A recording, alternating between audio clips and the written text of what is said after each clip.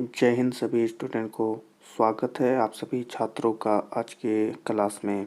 छात्रों, आज की क्लास में हम आप सभी छात्रों के लिए व्याकरण के बहुत ही महत्वपूर्ण और मोस्ट वीवीआई ऑब्जेक्टिव क्वेश्चंस आप सभी छात्रों के लिए लेकर के आ गए हैं, जो आपके मैट्रिक बोर्ड परीक्षा 2024 के लिए बहुत ही महत्वपूर्ण है। तो चलिए जल्दी से इन सारे प्रश्नों को देख लेते हैं और जल्दी से आप इन सभी क्वेश्चन को याद कर लीजिएगा। पहले क्वेश्चन को देखेंगे। प्रश्न है, हरिओम शब्द कौन सी संज्ञा है। देखिए, महत्वपूर्ण प्रश्न पहला ही है कि हरिओम शब्द कौन सी संज्ञा है। तो यहाँ पर जो इसका अर्थ होगा या आंसर होगा वह है व्यक्तिवाचक संज्ञा होगा, यानी कि सी जो है हमारा आंसर हो जाएगा व्यक्तिवाचक संज्ञा। ठीक है, चले इसी के साथ अगले क्वेश्चन की तरफ चलेंगे। हमारा अगला क्वेश्चन है, मंगलवार कौन सी संज्ञा है। मंगलवार कौन सी संज्ञा है। तो यह व्यक्तिवाचक संज्ञा है, यानी कि ये जो है हमारा आंसर होगा कि मंगलवार जो है व्यक्तिवाचक संज्ञा है। इसी के साथ अगले क्वेश्चन को देखेंगे।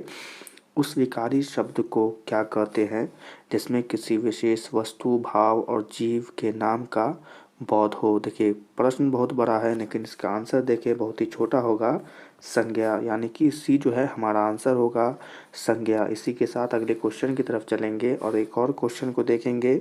जिन संज्ञाओं से एक ही प्रकार की वस्तुओं अथवा व्यक्तियों का बोध हो उन्हें हम क्या कहते हैं। तो इस प्रकार की संज्ञा को हम कहेंगे जातिवाचक संज्ञा, यानी कि बी जो है हमारा आंसर हो जाएगा जातिवाचक संज्ञा। ठीक है, याद रखिएगा। अगले क्वेश्चन को देखेंगे। हमारा अगला प्रश्न है, इन्हीं जयचंदों के कारण देश पराधीन हुआ। इस वाक्य में जयचंदो कौन सी संज्ञा है। तो यह जयचंदो जो है यह है जातिवाचक संज्ञा। ठीक है, यानी कि ए जो है आंसर होगा जातिवाचक संज्ञा। ठीक है, चले अगले क्वेश्चन की तरफ चलेंगे। अगला प्रश्न आ गया है, प्रश्न देखेंगे। चलें, क्वेश्चन है, जातिवाचक संज्ञा का उदाहरण नहीं है। तो यहाँ पर जो है विवेकानंद, यह जो है जातिवाचक संज्ञा का उदाहरण नहीं है। ठीक है, चलिए अगले क्वेश्चन को देखेंगे। द्रव्यवाचक संज्ञा का उदाहरण है। द्रव्यवाचक संज्ञा का उदाहरण है तेल, यानी कि बी जो है आंसर होगा कि तेल जो है द्रव्यवाचक संज्ञा का उदाहरण है। अगले क्वेश्चन को देखेंगे। अगला क्वेश्चन है, निम्नलिखित शब्दों में समूहवाचक संज्ञा, समूहवाचक संज्ञा कौन है। जल्दी से बताएं। समूहवाचक, तो सभा जो है समूहवाचक संज्ञा हो जाएगा, यानी कि ए जो है हमारा आंसर होगा सभा समूहवाचक संज्ञा है। ठीक है, याद रखिएगा, प्रश्न आ जाएगा। चलिए अगले क्वेश्चन को देखेंगे। जिन संज्ञा से एक ही वस्तु का बोध होता हो उसे हम क्या कहेंगे। उसे हम व्यक्तिवाचक संज्ञा कहेंगे, यानी कि ए जो है आंसर होगा। और यह महत्वपूर्ण प्रश्न है क्योंकि एक दो बार आ गया है, यानी कि आपके परीक्षा में आ सकता है, याद रखिएगा। अगले क्वेश्चन को देखेंगे। पानी शब्द कौन सी संज्ञा है। पानी शब्द कौन सी संज्ञा है। तो द्रव्यवाचक संज्ञा हो जाएगी, यानी कि बी जो है आंसर हो जाएगा द्रव्यवाचक संज्ञा। ठीक है, याद रखिएगा। चलिए अगले क्वेश्चन की तरफ बढ़ेंगे। हमारा अगला क्वेश्चन है, जातिवाचक संज्ञा है। जातिवाचक संज्ञा है आगेरा, यानी कि डी जो है हमारा आंसर होगा। अगले क्वेश्चन को देखेंगे। संज्ञा का उदाहरण नहीं होगा। संज्ञा का उदाहरण नहीं होगा वह, यानी कि ए जो है आंसर हो जाएगा कि वह जो है वह संज्ञा का उदाहरण में शामिल नहीं होगा। ठीक है, याद रखिएगा। अगले क्वेश्चन को देखेंगे। स्त्रीत्व किस संज्ञा का उदाहरण है। स्त्रीत्व किस संज्ञा का उदाहरण है। तो भाववाचक संज्ञा का उदाहरण है, यानी कि डी जो है आंसर हो जाएगा। अगला क्वेश्चन देखेंगे। बुढ़ापा शब्द है, बुढ़ापा शब्द है भाववाचक संज्ञा, यानी कि ए जो है हमारा आंसर हो जाएगा भाववाचक संज्ञा, भाववाचक संज्ञा। ठीक है, चले अगले क्वेश्चन की तरफ चलेंगे। हमारा अगला प्रश्न आ गया है,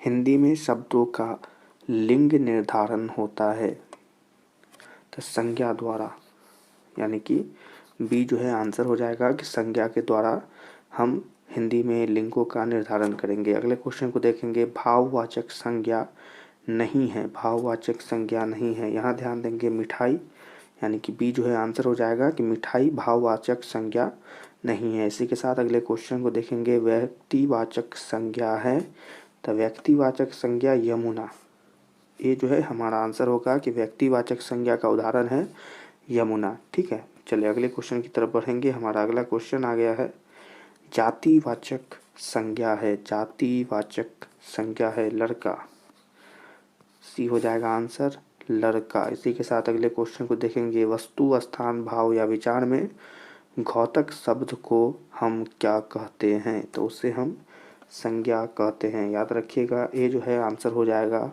संज्ञा। इसी के साथ अगले क्वेश्चन को देखेंगे। गिरोह शब्द कौन सी संज्ञा है? गिरोह यह समूहवाचक संज्ञा के अंतर्गत आएगा, यानी कि सी जो है आंसर हो जाएगा समूहवाचक संज्ञा। ठीक है, चलिए अगले क्वेश्चन की तरफ बढ़ेंगे।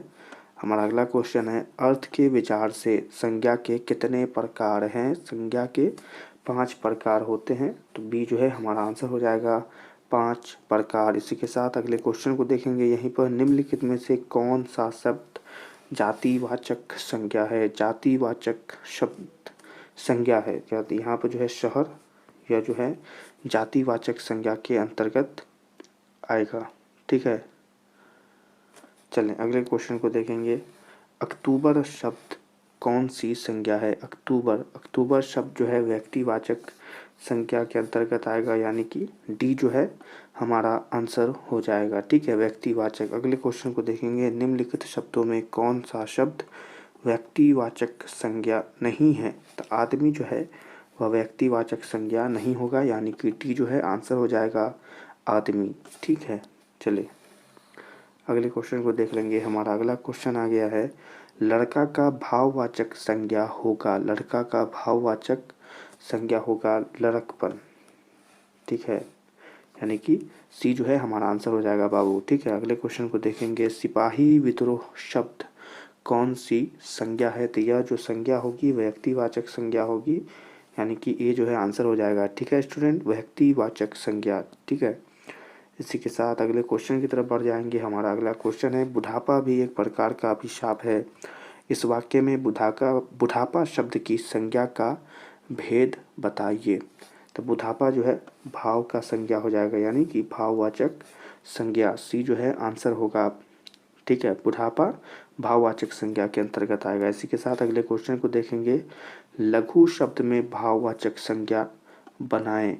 तो यहाँ पर जो है लाघव, देख ले, बी जो है आंसर हो जाएगा लाघव। लघु शब्द का भाववाचक संज्ञा बनेगा लाघव। ठीक है, चलिए अगले क्वेश्चन को देखेंगे। हमारा अगला क्वेश्चन है, निम्नलिखित में से कौन सा शब्द व्यक्तिवाचक संज्ञा है? तो यहाँ ध्यान देंगे, सी नंबर आंसर जो है यमुना, यह जो है व्यक्तिवाचक संज्ञा का उदाहरण हो जाएगा यमुना। ठीक है, अगले क्वेश्चन को देखेंगे। डॉक्टर राजेंद्र प्रसाद को देश रत्न कहा जाता है। रेखांकित शब्द, यानी कि इस शब्द कौन सी संज्ञा होगी? कौन सी संज्ञा होगी? तो यह जो शब्द है यह होगी व्यक्तिवाचक संज्ञा।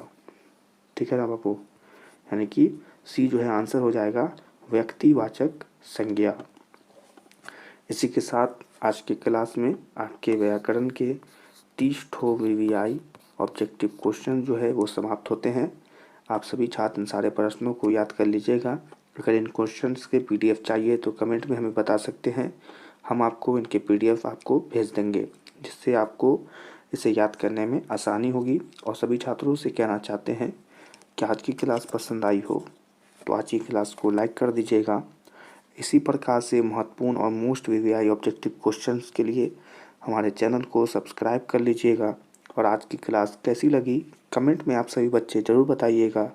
और व्याकरण के महत्वपूर्ण क्वेश्चंस जो हमने और भी बताए हैं उन सारे क्वेश्चंस को भी याद कर लीजिएगा। हम सभी छात्रों से मिलेंगे अपने अगले ऑब्जेक्टिव क्लास में। तब तक के लिए आप सभी छात्रों को जय हिंद।